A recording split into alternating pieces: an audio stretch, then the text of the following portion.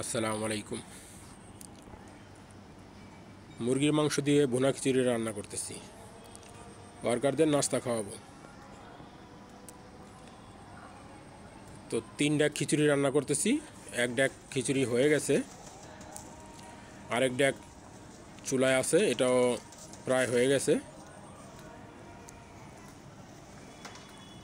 আর আরেক ডেক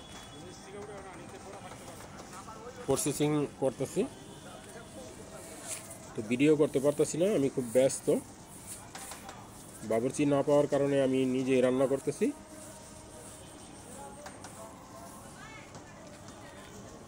তো এই জন্য আমি একটু পেরেশানিতে আছি, তাই ভিডিও করতে পারতেছি না।